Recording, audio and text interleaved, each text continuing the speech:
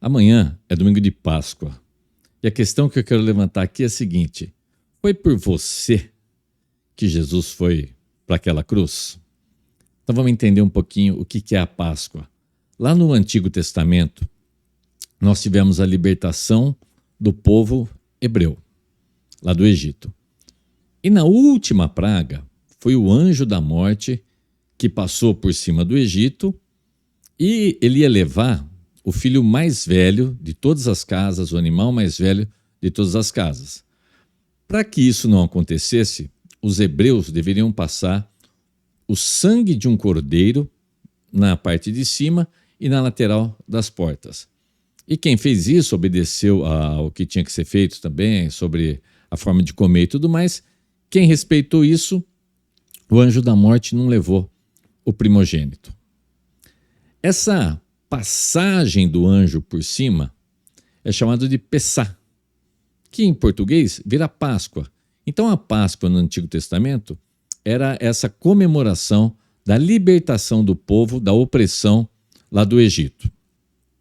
Pois bem, Jesus foi crucificado perto da Páscoa. Por quê? Porque ele queria que isso fosse público, que Jerusalém estivesse cheia. Então Jesus é crucificado. E por que Jesus é crucificado? É que lá no Velho Testamento, todos aqueles sacrifícios que existiam, você tinha que fazer sacrifícios para perdoar o pecado dos povos. Esses sacrifícios imperfeitos, que tinham que ser repetidos todos os anos, eles apontavam para o sacrifício definitivo de Cristo. Então, assim como se derramava o sangue daqueles animais para perdão de pecados, mas que tinha que ficar se repetindo, Jesus, que é 100% Deus e 100% homem, ele vai para aquela cruz sem ter pecado nenhum e ele nos representa, ele representa a humanidade ali na cruz. E ele então é sacrificado, é um sacrifício perfeito, único e definitivo. Agora, esse sacrifício foi para todo mundo? Foi para mim? Foi para você? A resposta é não. Esse sacrifício foi feito e ele tem validade para as pessoas que vão se arrepender dos seus pecados, que vão crer que Jesus é Deus, que ele veio, padeceu na cruz pelos nossos pecados, ressuscitou ao terceiro dia e voltará. Então, esse sacrifício é eficiente para os que vão se arrepender. Por isso que a palavra-chave é arrependimento. E Jesus, um pouquinho antes de ser crucificado, um pouquinho antes de ele ser traído por Judas, ele junta os seus discípulos e ele faz aquilo que muita gente chama de última ceia, a Santa Ceia, a ceia do Senhor. E onde está isso? Isso está lá em Lucas 22. Então vamos dar uma olhada rapidamente aqui, ó. Lá em Lucas 22, esse ara que aparece entre parênteses é a versão da Bíblia que eu estou utilizando. Significa Almeida, Revista e Atualizada. Só uma curiosidade para você, né? Então Lucas, Evangelho de Lucas, versículo 20, capítulo 22, versículo 19 em diante, é Jesus, depois que reuniu os discípulos, ele fala, olha, agora eu não vou mais poder fazer mais isso, até que venha o reino dos céus. Então, e tomando um pão, tendo dado graças, o partiu e lhes deu, dizendo, isto é o meu corpo, oferecido por vós, fazei isto em memória de mim. Semelhantemente, depois de cear, tomou o cálice, dizendo, este é o cálice da nova aliança no meu sangue, derramado em favor de vós. Vamos mudar aqui. Todavia, a mão do traidor está comigo à mesa, porque o Filho do Homem, na verdade, vai segundo o que está determinado, mas ai daquele por intermédio de quem ele está sendo traído. Então começaram a indagar entre si quem seria dentre eles o que estava para fazer isso. Vamos voltar aqui. Jesus toma o pão e diz, este é o meu corpo oferecido por vós. Jesus já sabia que ia ser crucificado. Muita gente acha que Jesus foi enganado, que ele foi traído, e aí então as coisas deram errado, ele foi crucificado. Jesus marchou para aquela cruz. Não é que ele deixou, ele foi para aquela cruz. Ele tinha que fazer isso. Era o sacrifício. Então ele está falando, ó, esse é o meu corpo que é oferecido por vós. Depois ele pega um cálice de vinho, é vinho mesmo, não é suco de uva. Tá? Ele pega um cálice de vinho e diz, semelhantemente, depois de cear, tomou o cálice dizendo, esse é o cálice da nova aliança no meu sangue derramado em favor de vós. Então, para haver perdão de pecados no Antigo Testamento, você tinha derramamento de sangue de animais. Agora é o sangue perfeito de Cristo, que vai ser derramado em favor de vós. Vós quem? Vós que creres. Você tem que crer em Cristo. E como que é esse crer em Cristo? É você se arrepender dos seus pecados e aquilo tudo mais que eu falei. Então, aqui Jesus, ele cumpre a Páscoa. A Páscoa apontava para ele.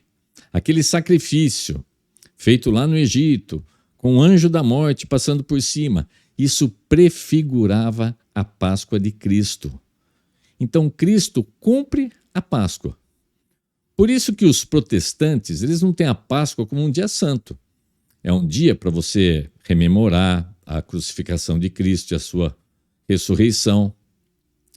Porque para o protestante, a ceia do Senhor substitui a Páscoa.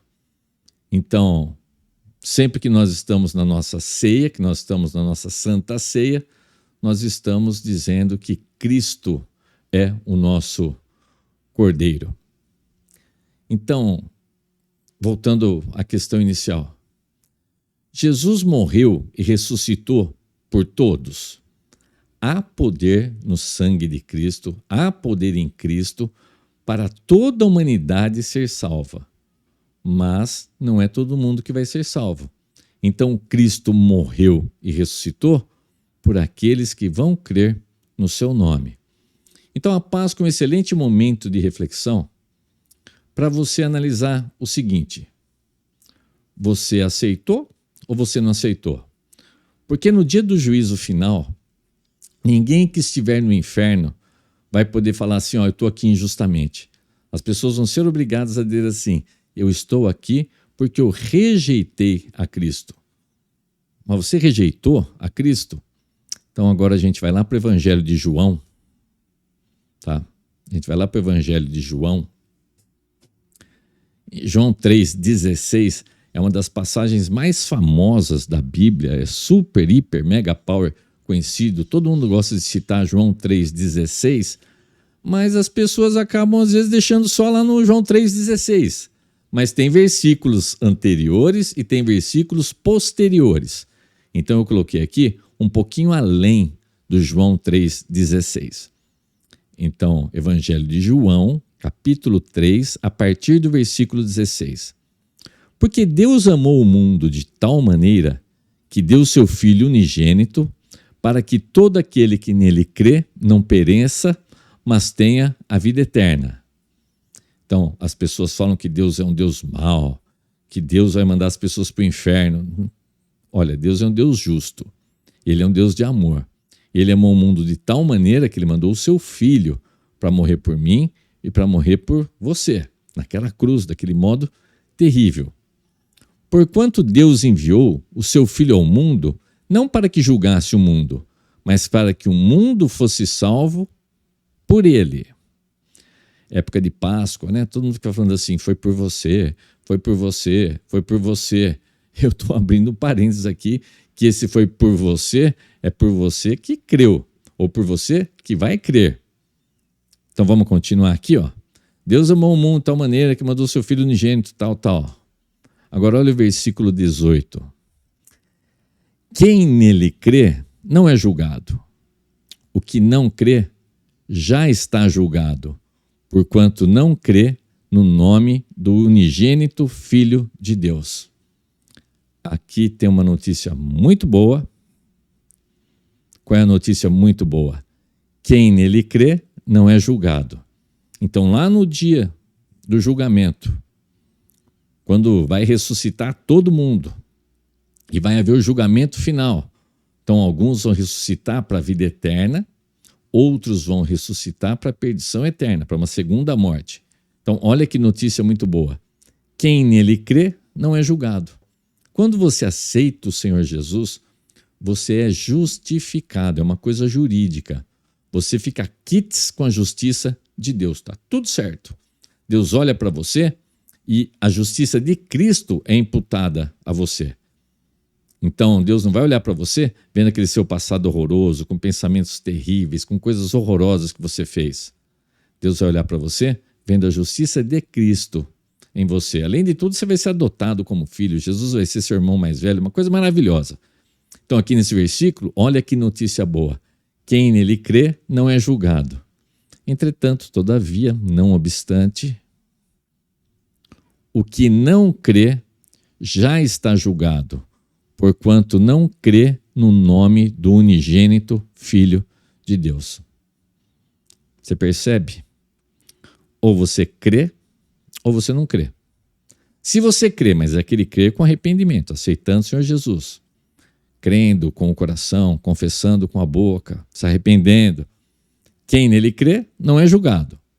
Agora, se você não aceitar Jesus, se você não se arrepender, se você não crer que ele é o Filho unigênito de Deus, então sinto muito, aquela morte, aquela ressurreição não foi para você, e é o que está grifado em amarelinho aqui.